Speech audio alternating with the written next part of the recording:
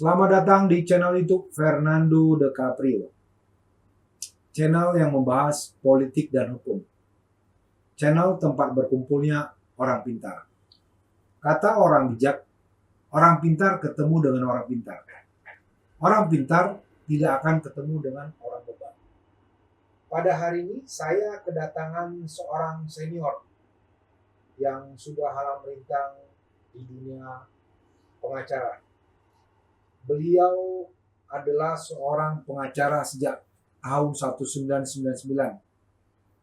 Beliau telah bergabung pada Lubis Santosa dan Maulana Law Office di kantor hukum T. Mulia Lubis. Beliau adalah seorang konsultan hukum kekayaan intelektual. Beliau pernah menjabat sebagai General Manager Asosiasi Industri Rekaman Indonesia atau ASIRI pada tahun 2009. Beliau juga menjabat sebagai General Manager di YKC pada tahun 2013. Beliau adalah seorang founding partner pada MJH Law Office. Beliau juga menjabat sebagai Ketua Harian Asosiasi Rumah Bernyanyi Keluarga Indonesia atau APERKI.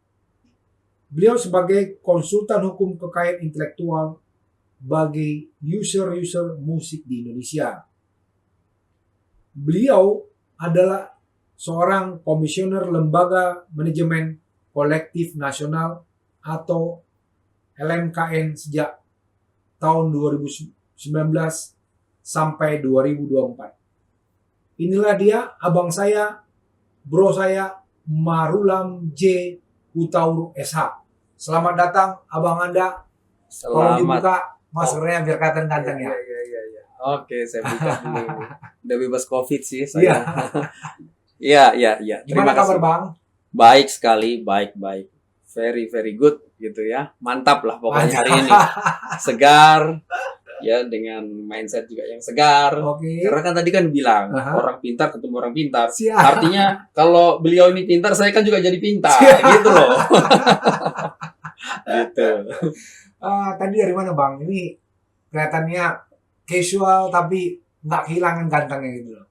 Iya, ya saya sengaja memang kan dulu saya kan di kantor Mulia Lubis itu kan memang pakai dasi gitu ya, formal sekali. Okay. Nah, kebetulan ini kebanyakan saya ini bergelut di teman-teman musisi ya, segala macam. Jadi supaya tidak ada gap yang terlalu jauh gitu ya.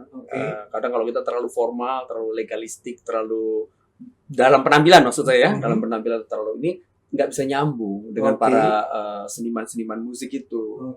Kelihatan lawyer kali gitu loh. Jadi nggak bisa terbuka, nggak bisa kita explore kebutuhan hukum mereka seperti apa. Oh siap. Jadi memang penampilannya begini, pakai jeans yang robek-robek juga gitu. Mengikuti ini abang ya, komunitas yang abang sekarang gelutin di dunia entertainment. Iya. Bergaul dengan para seniman ya. Iya. Supaya mereka tuh nggak risih ya. Iya. Terlalu rapi gitu. Mereka nanti nggak cerita masalahnya. Gitu kan ya? Gitu kan agak repot. Tapi kalau kita ngobrol dengan teman-teman musisi itu kan ya ada joke-joke, fresh gitu ya.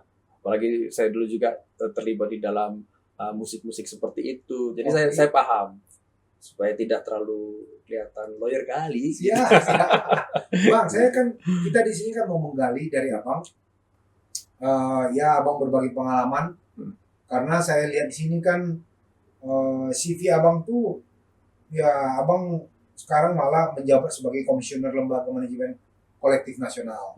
Sebelum kita ke sana, saya mau menggali abang sebenarnya.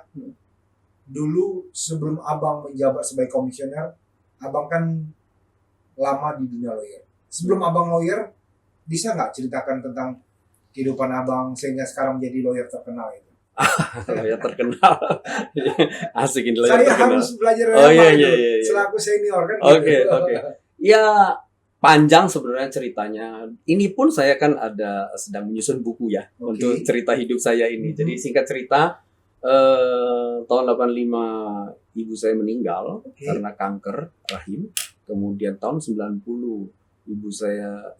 bapak saya meninggal. karena kanker hati Wow. dan saya depresi yang luar biasa karena keluarga kami saya waktu itu ya problem ada tapi sedikit ya, tidak mengalami hal-hal yang tiba-tiba orang tua meninggal. Kami ditinggal masih kecil, adik saya waktu itu kelas 3 SD. Abang berapa anak? Tiga Oh, oke. bersaudara. Saya Abang nomor 2. Oh, nomor 2. Ada Ito saya. Oke. Ito itu kalau orang Batak kan Kakak perempuan. kakak perempuan. Oke. Kakak perempuan begitu. Dia waktu itu sudah kuliah di Brawijaya Malang, Oke. fakultas hukum juga. Nah, tapi di saat itu saya mengalami depresi yang luar biasa karena saya berpikir Tuhan itu jahat. Wow. Sampai berpikir begitu. Ya. Itu abang umur berapa itu? Itu lulus SMA. Lulus SMA. Ya. Abang berpikir Ya. Tuhan itu jahat. Tuhan jahat. Kenapa jahat? Oke. Saya ini kan terlibat aktif di persekutuan doa. Oke. Di HKBP dulu saya ini aktif Oke. ya, kepemudaan gitu ya. Semuanya pokoknya yang baik-baik lah. Oke. Saya ini orang yang baik gitu, kelihatan gitu. Menurut abang. Ya. Kalau dibandingkan dengan teman saya misalnya contoh saya tidak bilang merokok itu ini ya, itu Tidak urusan baik, mereka masing-masing ya. Itu pribadi ya. Nah, tapi saya beda. Saya tidak merokok, saya tidak minum alkohol, saya tidak melihat pornografi, Oke. saya baik selalu membaca Alkitab dan segala macam. Itulah yang baik-baik itu selalu seminggu itu 2 kali saya ikut acara gereja-gereja itu Oke. paling tidak gitu. Saya ini melakukan sesuatu yang baik, kenapa yang buruk yang saya terima? Oke. Walaupun saya setelah sekian puluh tahun mengetahui tentang 2 Samuel 14 ayat 11 yang katakan itu Tuhan tidak pernah mengambil nyawa orang. Oke. Itu jelas gitu. Itu jadi walaupun setelah sekian lama ya Baru gitu. abang mengetahui. Iya, Oke. karena memang tidak pernah Allah itu mengambil nyawa orang. Itu nggak pernah. Dia merancangkan semua yang baik bagi kita. Nah, Oke. saat itu saya tidak paham begitu. Sehingga saya sendiri yang sebenarnya menegur Tuhan. Oho. Karena ceritanya tahun 91, saya ini kan dulu kan bodoh. Bodoh saya ini tes IQ dulu itu di bawah normal. Bukan normal ya, di bawah normal saya ini. Terus ranking-ranking terakhir lah. Underdog lah saya ini. Di sekolah dulu, dari SD itu udah begitulah. Semua orang yang kenal saya ini tahu kok tentang saya di SD itu seperti apa. Oke. Nah, setelah itu orang tua saya sendiri bilang bahwa saya tidak akan mungkin jadi lawyer. Papi saya itu bilang begitu. Saya nguping. Dan saya waktu itu SMA itu tes di ITB untuk ambil planologi. Tapi gagal. Oke. Karena itulah saya bilang tadi putus asa ya. Sudah gagal ITB ya. Padahal itu belajarnya full tuh. Pakai bimbingan belajar dan segala macam tuh gitu. Gagal ITB, terus orang tua meninggal dua-duanya. Ada hutang ya kan. Terus habis itu saya tidak jelas ini sekolah dan cari makan dan segala macam nggak jelas Oke. tahun 97. Nah, tapi setelah sekian lama saya ngomong sama Tuhan, Tuhan ini kan orang tua saya bilang ya saya nggak mungkin jadi lawyer ya karena saya bodoh gitu loh. Sekarang saya mau tahu ya, saya mau tes, saya mau masuk UMPTN ya, saya mau jadi lawyer, saya mau masuk Fakultas Hukum Airlangga. Tapi ini tolong jangan ditiru ya. Saya ini menegur Tuhan, jangan ditiru nih. Tapi tanpa belajar. Saya mau tahu apakah Tuhan yang memasukkan peran Tuhan memasukkan saya ke Fakultas Hukum Airlangga. Nah, sorry di Fakultas Airlangga ya, bukan saya merendahkan, bukan. Tapi ini memang pergumulan saya dengan Tuhan gitu. Bagaimana, apakah bisa memasukkan saya ke Fakultas Hukum Airlangga? Fakultas Hukum Airlangga itu fakultas hukum yang cukup bagus. Iya, iya. Saya akui itu. Betul, betul. Pengajarnya ada Profesor Setapi yang hebat-hebat Iya, itu iya. semuanya gitu. Tapi di pergumulan saya perkatakan begitu. Dan alhasil, saya masuk Fakultas Hukum Airlangga. Oke. Tanpa mempersiapkan segala sesuatu, tanpa belajar. Itu menurut saya titik balik jadinya bahwa semuanya ini hanya karena grace. Kasih karunia. Betul. Wow. Hanya karena kasih karunia itu bisa terjadi. Apakah sekarang ini saya nggak perlu belajar? Ya perlulah. Itu perlu. Tapi fokusnya bukan di kemampuan kita untuk mempelajari sesuatu. Tapi Tuhan yang terlebih dahulu melakukan itu kepada kita. 1 Korintus 1 ayat 30 kan bilang bahwa Kristuslah yang menjadi hikmat bagi saya. Wow. Itu bagi saya pribadi ya. Jadi bukan kepandaian saya belajar. Bukan karena kehebatan ya. Bukan. Kasih karunia dia aja ya. Betul. Luar biasa nih. gitu. Ini jadi akhirnya titik balik abang tuh mempercayai Dan satu, bahwa ya. ada Tuhan ya. Ada, dan Tuhan tuh luar perannya luar biasa. Jadi bukan saya ditegur Tuhan, Mhm. sebenarnya yang terjadi saya menegur Tuhan. Artinya setelah itu proven, enggak gitu juga Marulam, salah kau berpikir. 2 Samuel 14 ayat 14 ngomong kok bahwa aku nggak pernah ngambil orang tuamu. Orang tuamu tuh meninggal tuh karena kanker. Karena memang digerogoti fisiknya oleh kanker itu. Gitu loh. Jadi saya dalam pemahaman, oh iya, sorry. Maaf. Gitu. Akhirnya Kira-kira. ngerti bang ya. Ngerti? Nah Paham. itulah kisah dari Bang Marulam ya. Saya ini tapi sekarang menjadi seorang pengacara hebat. Ya, saya banyak belajar dari dia. Tapi bukan itu yang mau kita bahas di sini. Saya mau bahas dari mereka, dari dia, menggali dari dia terkait dengan dia sebagai ahli, ya, yang mana sekarang beliau adalah komisioner Lembaga Manajemen Kolektif Nasional. Saya mau bahas itu, mau menggali dia, ya, apa sih bang LMKN itu? Nah, ini dia. Itu pertanyaannya. Simple ya.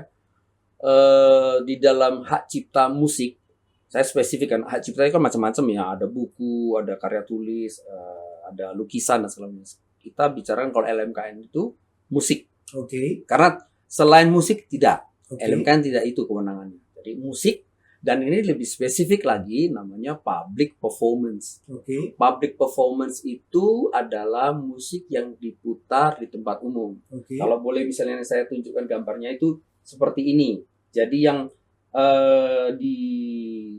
di kanan speaker Oke. itu bisa ditunjukkan di mana ya, di sini ya. Oke. Di Nah, nanti bisa ditaruh di layar lah di Ya. situ ya. Mhm. Di depan speaker itulah public performance. Oke. Jadi kalau dilihat di sini ada diputar di hotel. Oke. Jadi yang keluar di speaker hotel, Mhm. keluar di tempat belanja, Oke. mall, di tempat live concert, Oke. ada di restoran, bioskop dan lain-lain. Itulah public performance. Itu nggak ada tadi di ruang karaoke, itu masuk hotel. Karaoke ada nih karaoke mana ya? Masuk di ruang hotel Ya. kali bang ya. Ini karaoke. Oh, oke, karaoke ada. Karaoke ada. Jadi ada mengenai tarifnya sudah ditentukan oleh Keputusan Menteri tahun Oke. 2016. Bisa Oke. dicek di www.lmkn.id. Mhm. Ini ada semua. Mhm. Dan itu nanti bisa berkembang tergantung jenis usaha masing-masing. Oke. Inilah disebut public performance. Jadi semua musik, bunyi-bunyian untuk bisnis yang keluar dari speaker Oke. itu public performance. Mhm. Tolong bedakan dengan yang sebelah ini Hmm. dari kanan saya atau kiri dari Anda semua, yaitu Hmm. untuk kepentingan pribadi Hmm. tidak termasuk. Oke. Kemudian yang untuk misalnya orang selalu tanya sama saya, kalau cover lagu itu masuk di mana bang? Ini loh, kalau cover lagu itu kan nanti misalnya taruh di YouTube di mana, itu ketika proses upload. Oke. Nah itu beda, itu di sini. Mhm. Itu tidak termasuk public performance. Oh, itu enggak ya? Enggak, tapi ketika tadi itu lagu cover tadi diputar di YouTube ya, Oke. diputar, itu public performance. Oh, setelah dia keluar dari Itu bersuara public dia. performance, iya. Setelah bersuara ya. Iya. Oh, oke. Sama lah dengan channel YouTube ini. Iya, Ketika iya. diputar orang, Aha. dipilih gitu ya, Oke. di call out gitu ya. Aha. Nah, itu public performance. Oke. Tapi ketika menguploadkan ini video ini ke Mhm. dalam YouTube, itu bukan public performance. Oh, oke. Nah, ini singkat saja. Jadi Mhm. LMKN hanya urusannya yang ini. Public performance. Oke. Royalti atas public performance. Mhm. Royalti itu apa? Royalti itu hasil dari sebuah perjanjian lisensi. Mhm. Lisensi adalah hasil dari transaksi hak. Mhm. Gitu. Jalurnya Oke. begitu. Oke. Nah, kira-kira LMKN itu urusannya meregulasi tentang royalti yang ada di sebelah kanan speaker ini. Oke. Nah, ini pertanyaan saya gini, Bang. Saya mendengar Abang beberapa kali sebagai ahli. Ya. Ahli dalam diminta keterangan di kepolisian dan Ya, di pengadilan. pengadilan. juga. Ya. Itu ahli apa, Bang? Kan orang pasti yang tahunya tadi setelah Bang jelaskan, Ya. tapi orang berpikir tentang ahli yang dimaksud adalah tentang merek dan lain sebagainya. Ini Abang diminta sebagai apa? Kasus Hak- apa waktu itu? Kemudian hak cipta. Oke. Dan lebih spesifik lagi itu kebanyakan itu hak cipta musik. Hak cipta musik. Ya, saya Mhm. memberikan keterangan ahli hak cipta musik. Ada juga hak cipta yang lain, misalnya buku juga pernah juga. Mhm. Tapi sebagian besar hak cipta musik. Jadi saya dimintai keterangan itu. cipta itu kan bagian dari IPR, Intellectual Property Right. Oke. Intellectual Property Right itu hak kekayaan intelektual, itu bukan hanya hak cipta. Ada merek, Oke. ada paten, ada apa tata letak sirkuit terpadu. Mhm. Jadi banyak gitu. Mhm. Nah, hak cipta itu bagian dari haki tadi itu, hak kekayaan intelektual. Nah, khususnya kalau saya berikan keterangan ahli itu hak cipta musik. Khusus Atau spesialis ya, musik. lebih spesialisasi lagi musik Mhm. gitu. Itu ada rupanya kemarin persoalan di kepolisian masalah sengketa terkait Ada musik. kalau zaman-zaman kaset dulu, kaset CD, Oke. itu kan dulu banyak pembajakan, Oke. ya kan? Nah, pembajakan biasanya itu kan kalau dulu CD itu sebelum masuknya ada CD-ROM dan segala macam itu kan diproduksi di pabrik. Mhm. Saya itu sangat dianggap tahu tentang semua networking ini sehingga hakim meminta saya untuk memberikan keterangan sebagai ahli. Yang terjadi seperti apa sebenarnya? Namanya pembajakan itu sebenarnya seperti apa? Nah itu. Jadi saya ungkapkan banyak hal di situ bahwa ada juga pergeseran dari dunia fisikal yaitu kaset CD juga di digital. Nah, hal-hal itu yang ditanyakan hakim kepada saya. Oke. Gitu. Jadi itu Oke. kira-kira. Nah, ini LMKN ini badan yang dibentuk pemerintah. Ya. Di bawah Kemenkumham. Kementerian Hukum dan HAM. Nah, badan ini tujuannya apa sih sebenarnya? Apakah mengkolek royalti ataukah memonitor ada yang tadi itu melanggar hak cipta ataukah dia hanya sekedar menjalankan regulasi? Ya, gini. Sejak tahun 2014 Undang-Undang Hak Cipta pasal 89 itu menyatakan bahwa mengambil alih ini kan hak privat sebenarnya. Oke. Khusus public performance kalau di undang-undang kita itu disebut layanan publik yang bersifat komersial. Oke. Nggak tahu bagaimana itu diterjemahkan bahasa Indonesia seperti itu, tapi itu adalah dari konvensi internasional, itu adalah public performance. Oke. Gitu. Itu diambil oleh negara. Oke. Gitu. Diambil itu dikelola oleh negara. Mhm. Nah, dalam hal ini itu Kementerian Hukum dan HAM. Oke. Nah, karena itu Kementerian Hukum dan HAM membentuk sebuah lembaga ini namanya Lembaga Manajemen Kolektif Nasional. Mhm. Dia untuk dan atas nama Menteri Hukum dan HAM meregulasi ini, membuat suatu peraturan mengaturnya, termasuk juga menerima royaltinya. Jadi royalti si user musik itu, misalnya karaoke atau televisi atau apapun itu membayar royalti public performance itu ke rekeningnya LMKN. Oke, saya apa dulu Bang? Tapi saya membaca ada di satu situs katanya LMKN malah menunjuk satu perusahaan ya yang memonitor atau mengkolek royalti yang tadi Abang jelaskan baik di karaoke maupun di tempat publik ya. Tapi ternyata ya LMKN ini bukan sampai ada berpikir tidak lagi mandiri Bang, karena sudah menunjuk satu perusahaan gitu. Itu benar nggak sih? Gini, saya harus jelaskan. Tetap mandiri. Bukan berarti tidak mandiri, tetap mandiri. Jadi begini, PP 56 tahun 2021 memberikan amanat kepada LMKN untuk membuat SILM, yaitu Sistem Informasi Lagu dan atau Musik. Oke. Ini adalah sebuah sistem yang nantinya si user musik itu punya kewajiban itu sekarang sudah ada. Mereka bisa diberikan media untuk melaporkan penggunaannya. Data ini akan di-match-kan dengan PDLM, Pusat Data Lagu dan atau Musik. Ini ada di PP 56 semuanya ya. Okay. Nah, itu dikonekkan dengan PDLM yang akan dibangun oleh DJKI. Okay. Gitu. Dari situlah nanti sistem ini bisa membagi royaltinya itu dengan lebih akurat kepada si pemilik hak. Itu tujuannya. Nah, ini membutuhkan selain investasi terhadap sistem, investasi juga terhadap collection royalty. Collection royalty itu membutuhkan dana besar. Mhm. Jadi kalau orang bilang kan tinggal ngambil-ngambil, nggak begitu. Jadi mindset di hukum di negara kita ini masih harus diedukasi dan itu butuh biaya yang banyak gitu. Kesadaran masyarakat untuk membayar royalti. Oke. Contoh ada yang bilang gini, misalnya di suatu radio misalnya, loh kan kami kan mempromosikan lagu, Oke. kenapa kok kami jadi wajib membayar royalti gitu loh. Mhm. Nah, perdebatan itu di Inggris juga sudah mungkin sekitar 70 tahun bahkan 100 tahun yang lalu Oke. dan sekarang mereka sudah sadar untuk membayar royalti Oke. karena itu hak orang gitu loh. Itu public performance gitu loh. Kita mungkin saja ada yang promosi, tapi kan cuma 1-2 Mhm. di sebuah radio itu. Radio itu dibentuk sehingga ada iklan dan segala macam itu karena orang pengen denger lagu di situ kan, dan tidak semuanya yang benar-benar baru kan. Pertanyaan saya gini, Bang. Pertanyaan saya gini. Gitu. LMKN ini kenapa harus menunjuk satu perusahaan Oke. untuk mengkolek itu? Ya. Apakah LMKN tidak mampu? Oh bukan. Masalahnya Selama Kita kalau flashback nih, mohon Ya. maaf nih Bang ya. Ya. Di Kemenkumham juga masalah ini. ya. Kasus Sismin Baku, Bang.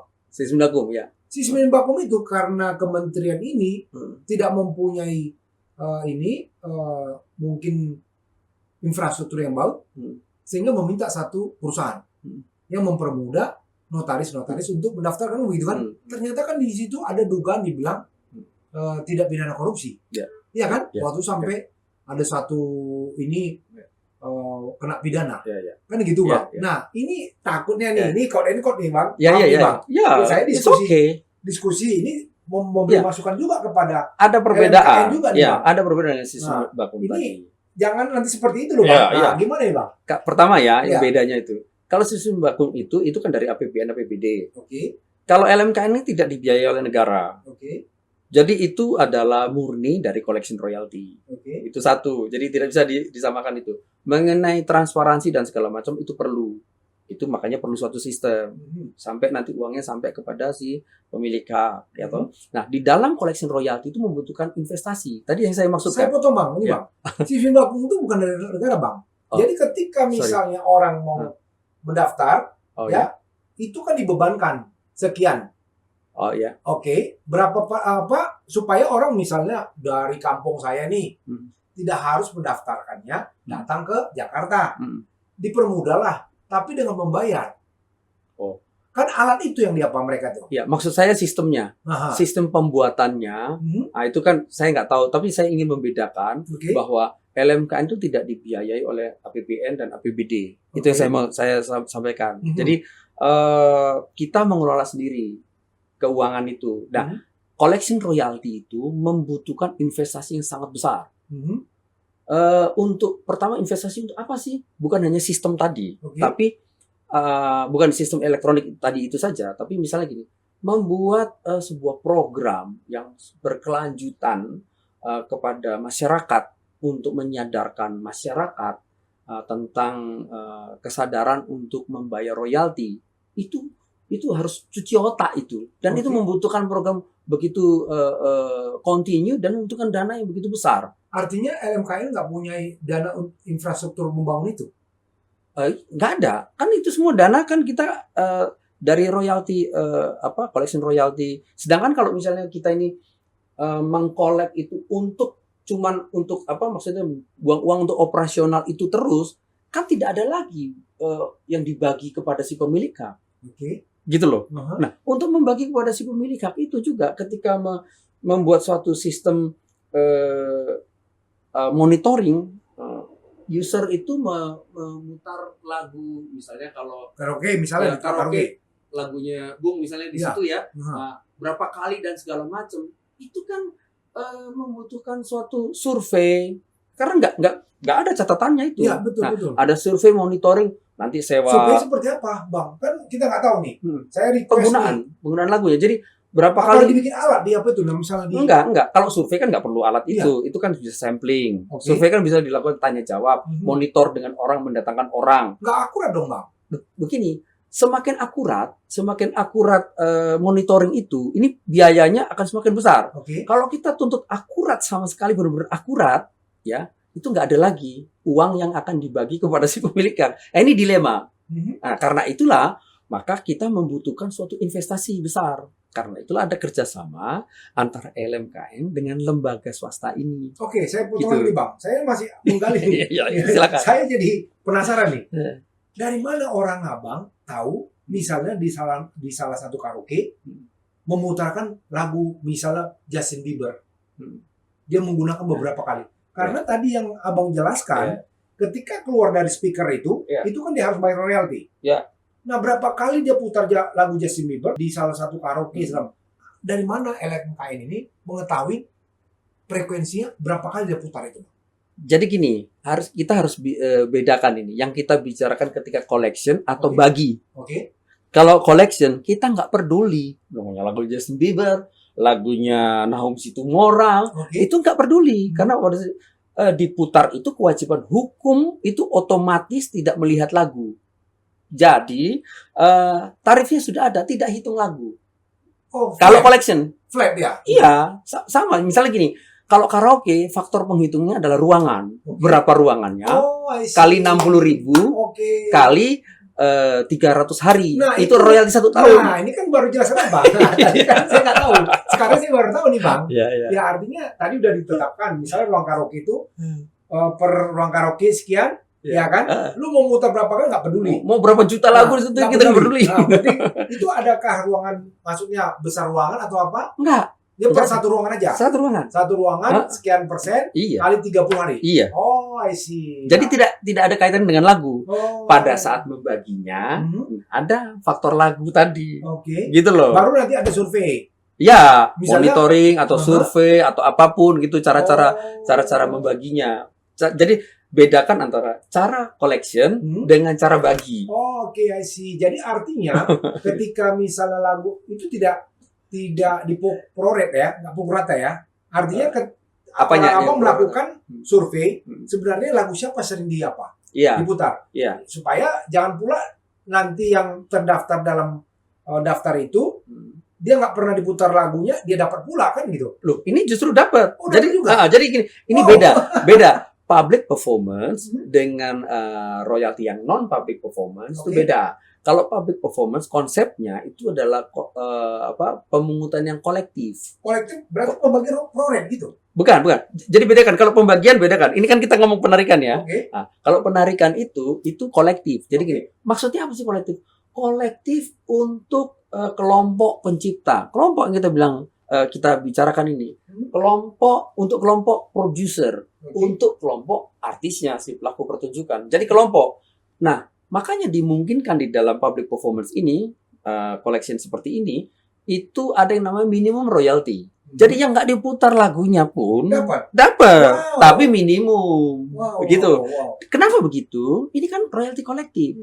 Dengan cara ini dia diapresiasi dan menstimulasi si seniman untuk ayo ciptakan lagi, bikin lagi, nyanyikan lagi lagu yang bisa diterima oleh masyarakat dan oleh kalangan bisnis. Oke. Sehingga itu siklusnya berputar. Oh, Sehingga nanti menciptakan lagu lagi itu ditaruh di karaoke, dinyanyikan lagi sama orang, si karaoke yang bayar royaltinya itu kita bagikan lagi kepada si pemilik. Begitu terus. Semangat mereka. Nah, itu orang Abang melakukan survei itu ke misalnya ke rumah karaoke, ya. Abang melihat daftar lagu apa aja yang terdaftar di situ, begitu. Iya. Sehingga pembagian royalti itu Abang tahu kepada siapa harus bayar, atau semua yang masuk Indonesia gimana? Gini, pertama kalau kita bicara collection dulu ya, nanti distribusi belakangan ya. Oke. Collection, apapun selalu saya ngomong kepada user music, apapun yang Anda putar, ya, mau lagu Batak, ya kan, lagu Inggris, gitu, lagu Eskimo pun, Oke. gitu, itu kami collect. Karena kewajiban hukum itu otomatis. Oke. Ada bunyi speaker gitu, itu sudah otomatis Anda membayar, nggak usah diperdebatkan lagi. Oke. Tapi kan mereka itu bukan anggota LMK ini, jadi di bawah LMK itu ada LMK. Jadi si orang-orang seniman ini harus menjadi anggota dari LMK ini. Oh, harus ada asosiasi itu. Ya, Kalau mereka nggak terdaftar gimana? tidak bisa mendapatkan royalti berdasarkan Oh. pasal 87 Oke. Undang-Undang Hak Cipta. Oke. Gitu. Nanti Jadi dia bilang ini loh. katanya, Masuk ke Komisi Persaingan Usaha nanti ini. ya Dia memang, menguasai ini tuh seolah-olah ini. lah ini memang kebijakan hukum yang diambil oleh pemerintah, Oke. gitu loh. Memang begitu. Hmm? Dan IPR itu sebenarnya kan memang tindakan untuk memonopoli sebenarnya. Oh, Ya kan? Itu kan dikecualikan Oke. dari monopoli. Karena memang sengaja Mhm. IPR itu memang tindakan untuk memonopoli Mhm. gitu. Contoh kayak di merek tadi, orang daftarin merek. Iya. Itu kan ingin memonopoli merek itu. Iya, iya, benar. Loh memang itu memang Memang usahanya. itu tujuannya. Tapi Tujuan untuk itu. tujuan kebaikan ya. Iya, Oke. gitu loh. Kan itu maksudnya. Nah, Mhm. balik lagi ke tadi itu, collection tidak peduli itu lagu apapun diputar, Mhm. dikolek karena dasar hitungnya bukan lagu. Hmm. Dasar hitungnya tadi kayak ruangan. Mhm. Ya, kalau hotel kamar, berapa Hmm. jumlah kamar. Nah, semua itu ada di keputusan menteri. Hmm. Ya. Sekarang membaginya itu dengan cara macam-macam, ya. Tapi memang undang-undang PP 56 dan juga undang-undang keputusan menteri hukum dan HAM semuanya ngomong akan lebih baik dengan penggunaan lagu. Tapi penggunaan lagu ini pun ini kan sulit untuk mendapatkan datanya. Makanya Oke. tadi ada cara survei. Mhm. Survei itu bisa dengan orang disurvei, bicara, lagu apa aja yang diputar dan segala macam, bisa begitu. Iya. Mengirimkan banyak orang, gajinya banyak itu. Iya. Nah, terus ada lagi yang sampling, sampel, ambil suatu sampel. Ini kan cara seperti kayak lembaga pemilu, survei pemilu sama Iya, kayak iya, gitu. iya. Tapi ketika menggunakan lembaga-lembaga ini kan juga cost. Oke. Nah, itulah pertimbangan-pertimbangan itu kita harus benar-benar semakin akurat, itu biayanya semakin mahal. Oh. Semakin kita saya nggak bilang ngawur-ngawur ya untuk membaginya, enggak. Itu juga semakin cost-nya ringan untuk membagi. Iya, iya. Untuk collection juga ada biayanya. Mhm. Tidak mudah untuk membuat sadar user-user itu untuk bayar royalti. Hmm. Salah satu konsep tadi itu, masa kita kan yang promosikan, kenapa kami harus bayar? Mhm. Terus ada lagi yang hotel misalnya atau kafe, restoran bilang, saya kan sudah beli CD-nya, Hmm. kenapa saya harus bayar? Nah, ini beda. CD itu adalah untuk pemakaian pribadi. Kalau ketika untuk pemakaian bisnis, untuk added value di sebuah restoran atau hotel, nah itu namanya public performance. Hmm. Beda. Hmm. Kan added value itu, Ya, orang ya. lebih nyaman, makan, Oke. karena itu hak orang untuk menerima royalti itu. Mhm. Harus dibayar royaltinya itu. Hmm. Nah, jadi ada collection, ada distribusi, ini harus dibedakan. Tidak Ya, ya. hitung lagu, kalau collection hanya jenis bisnisnya apa, maka ikuti saja. Kalau hotel cara ngitungnya gini, kalau karaoke cara ngitungnya gini. Ketika membagi, sistem pembagiannya juga ada macam-macam caranya. Ada dengan pakai monitoring, dengan survei, ya, dengan macam-macam gitu. Nah, ini mumpung saya dengar nih, Bang. Apakah satu musik yang sudah dibebaskan oleh penciptanya, ya, dia Akan dikolek lagi ada juga. enggak? Kalau public performance, sekali lagi, kita bilang kan, apapun yang Anda putar, kalau pada saat penarikan, kami tarik. Loh, tapi kan saya sudah membebaskan. Ada yang bertanya kepada Iya. saya punya kafe, artis gitu, punya kafe. Lagu saya semua yang diputar. Saya membebaskan masalah royalti. Iya, betul. Masalahnya begitu. Betul. Royalti public performance Iya, yang kita bicarakan betul, ya, betul. bukan royalti yang lain loh Iya. ya. Karena royalti itu macam-macam itu. Makanya, Ya. ini saya perlu kali apa Iya. nih? Itu tetap kami kolek. Saya bebaskan royalti itu. Kenapa kok dikolek? Loh begini loh. Ini kan royalti kolektif. Jadi bukan hanya mikirin Anda sendiri nih. Oke. Ini kolektif pencipta gitu loh. Kami kan kolek semuanya. Ini jadi ada kemudahan bagi si usernya, nggak mikir-mikir lagi bayar royalti atau enggak atau bagaimana. Enggak. Pokoknya ya sesuai dengan jumlah kamar, jumlah kursi atau apa, bayar, selesai. Oke. Kepada satu pintu juga, yaitu LMKN. Nggak pusing si usernya. Kita kolek. Nah, sekarang ketika membagi, kalau misalnya kita, kan pembagiannya caranya uangnya tuh gini, dari user ke LMKN, LMKN kepada LMK. LMK baru kepada anggotanya. Oke. Itu caranya gitu, Oke. siklusnya, alurnya begitu. Nah, ketika si LMK ini kepada anggotanya, tergantung kebijakan si LMK-nya. Gitu. Oke. Nah, ketika misalnya si pemilih ngomong, saya kan membebaskan yang lagu nomor 1 sampai 5 itu saya bebaskan. Ya nggak apa-apa, Anda kan nggak mau terima royaltinya, gitu. Kami akan bagikan kepada yang mau terima. Oh, Gitu. I see. Ya, karena tadi kan konsepnya semua lagu diputar, terus bahkan yang nggak diputar pun mendapatkan royalti, Wow. yaitu minimum royalti. Gitu. Luar biasa. Nah, ini Bang, ya kan pertanyaan saya tadi Ya. RBT. terkait dengan ini ringtone ya. Ya. Ringtone itu kalau ringtone-nya misalnya lagunya tadi tuh si Justin Bieber itu pasti bang. Tapi kan ada sekarang ringtone di HP-HP kayak saya ini, ringtone yang dari China lah apa segala macam, ya kan? Itu kan sudah dikasih ke publik mau dipakai segala macam. Apa kalau misalnya orang menggunakan kena ini royalti juga?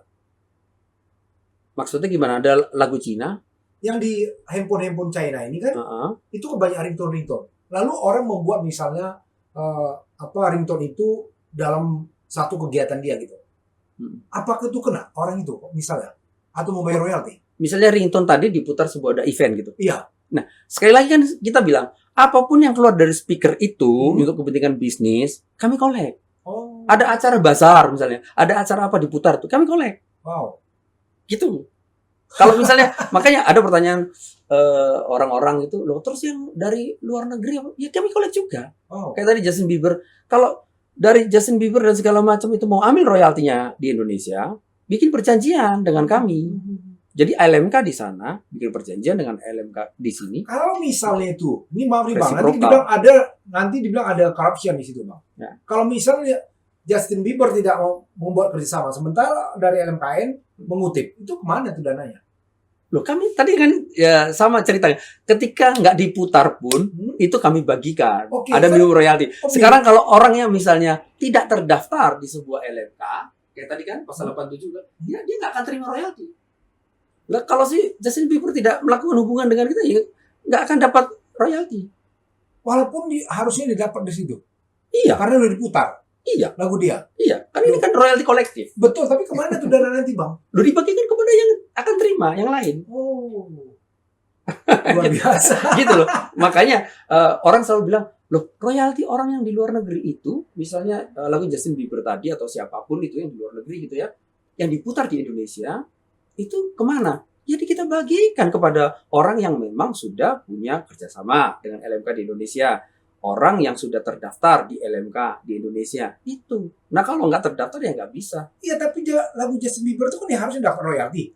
Lagu yang diputar untuk Justin Bieber tuh kemana bang? Itu pertanyaan. Iya, royaltinya dibagi kepada anggota-anggota yang sudah ada di Indonesia. Iya, dia bukan dia pencipta dan penyanyinya, kok dikasih sama dia? Sekali lagi kan tadi ada yang nggak diputar malah terima royalti. Wow. Jadi ini Tetap kolektif. dibagi kolektif. Iya, Wow. ini kan kolektif.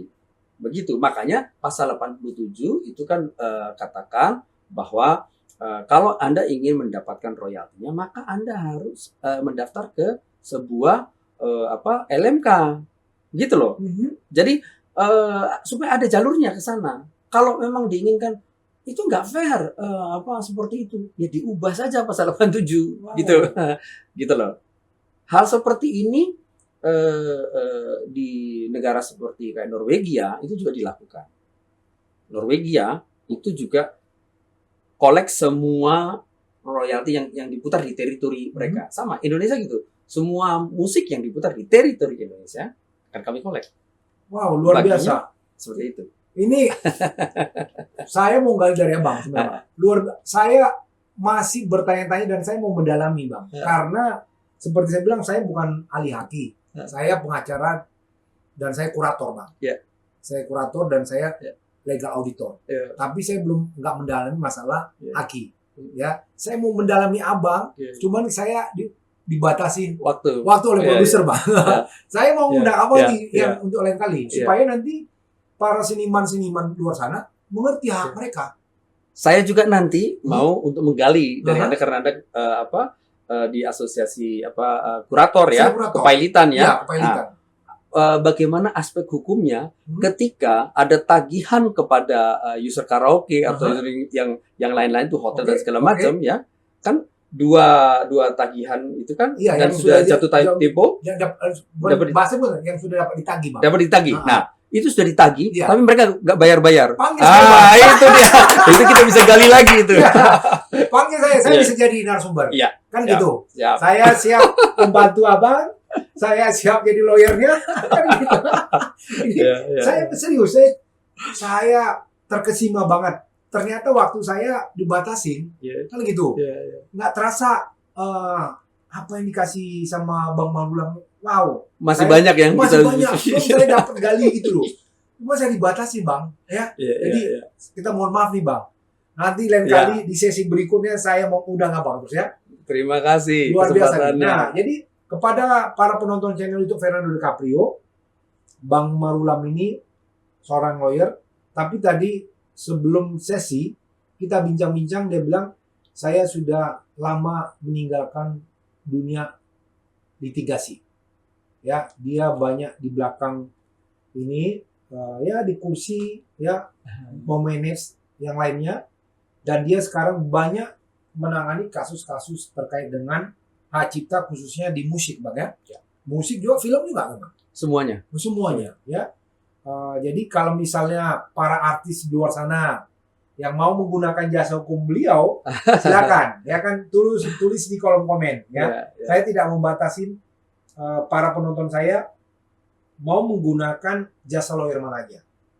Saya nggak bilang pakai Fernando, tidak, ya. Fernando DiCaprio mau mencerdaskan kehidupan bangsa, Oke. kan gitu. Ya, ya. Karena saya punya tim, kalau untuk sidang-sidang di luar tuh saya sudah jarang turun, Bang. Ya. Jadi saya punya tim yang luar biasa, Ya. ya. Jadi Mantap. kalau menggunakan jasa hukum Bang Marulam, silakan ya, tulis di kolom komen. Termasuk juga misalnya Anda pengen konsultasi di litigasi, dia paham karena dia lawyer, kan begitu. Tapi memang beliau sekarang ini banyak berkecimpung khususnya masalah merek terkait dengan musik dan film, Bang ya. Ya. Hak cipta kalau Hak cipta ya khususnya. Jadi itu aja yang bisa kami sampaikan. Di akhir sesi saya membagikan quote, Bang. Ya. Seperti Abang sampaikan ya. Dia bilang gini, ini kan Abang menyampaikan bahwasanya ya orang tidak berpikir untuk mendapatkan, ternyata kayak Justin Bieber pun dia pikir ya sudahlah, saya tahu juga ketika saya manggung saya udah dapat ratusan M dan lain sebagainya. Ya. Seperti saya bilang tadi, anak saya ini kemarin berebut untuk membeli tiket Justin Bieber. Ya. Dibatasin cuma berapa jam. Bayangkan begitu mahal ya. Ya. Dia nggak berpikir bahwa saya nanti nyanyi dia itu akan diputar di karaoke mana. Tapi ternyata Abang dengan LMKM-nya dan lain sebagainya, kawan-kawan di sana berpikir kalaupun dia sudah mendapatkan hasil dari show-nya, tapi kalau misal ketika musik dia diputar, kalau dia bergabung di asosiasi ini, dia akan mendapat royalti kolektif tadi, Bang ya. Nah, dia bilang begini, Bang, di masa lalu orang belajar untuk memperbaiki diri mereka sendiri. Saat ini mereka belajar untuk membuat orang lain terkesan. Nah, inilah yang dibuat oleh abang saya, Bang Marulam, ya, untuk orang-orang lain tidak tahu, dia membuat itu supaya orang lain terkesan. Oke. Ya. Oke. Itu aja, Bang, yang bisa saya sampaikan dalam quote-nya. Itu aja yang bisa disampaikan oleh abang saya, Bang Marulam. Mudah-mudahan apa yang kami sampaikan hari ini bisa bermanfaat bagi banyak orang. Dan tidak berhenti sampai di sini. Dan tidak berhenti. Akan saya kali abang lagi ya. Siap. Tetap semangat, tetap jaga kesehatan, Bang, Ya. supaya kita masih bisa berkumpul, bertemu di sesi berikutnya. Ya. Oke, Bang Marulam. Oke. Thank you, Bang. Sama-sama. God bless. God bless you.